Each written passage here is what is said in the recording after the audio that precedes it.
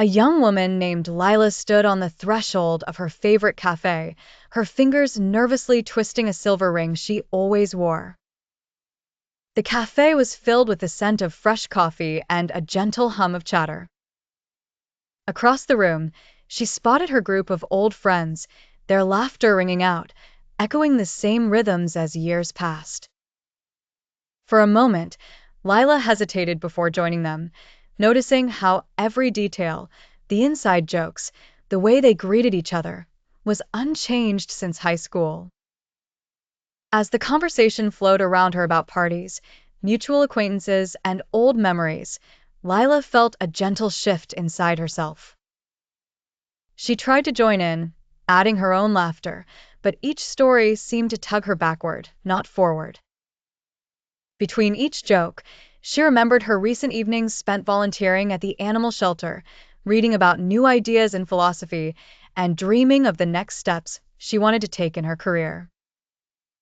No one asked her about those things, and she grew quiet, eyes drifting to the rainy window. Lila began to notice the subtle ways in which she had changed over the years. Interests once shared had faded, replaced by passions she developed alone. Her values had grown more defined, her ambitions bolder. Yet, each visit with her old friends felt like donning a sweater that had grown too small, once comforting, now restrictive. One evening, after another round of stories that belonged to a life she no longer led, Lila made a decision. She gently suggested meeting somewhere new.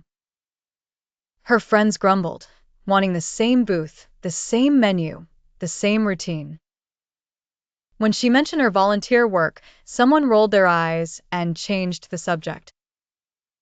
Lila understood then that sometimes the people you grew with are not always the people you grow with.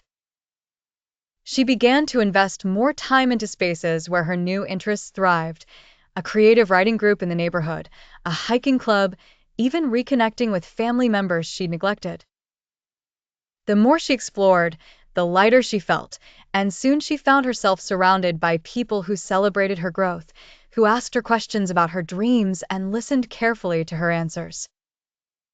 There was a strange, bittersweet pain in watching her old group from a distance. They remained anchored to their memories even as she set sail for new horizons. Yet Lila felt no anger, only gratitude for the seasons they shared and recognition that growing apart was a form of love, too.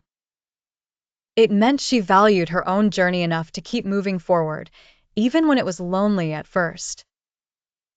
One day, sitting in a park under a bright sky, Lila wrote in her journal, "Growing means letting go, not with resentment, but with hope for both sides. An old bond wasn't wasted. It was the bridge to the person I am now." And as she closed her notebook, she smiled, already eager for the chapters yet unwritten, carrying the lessons and love of her past, but no longer hemmed in by them.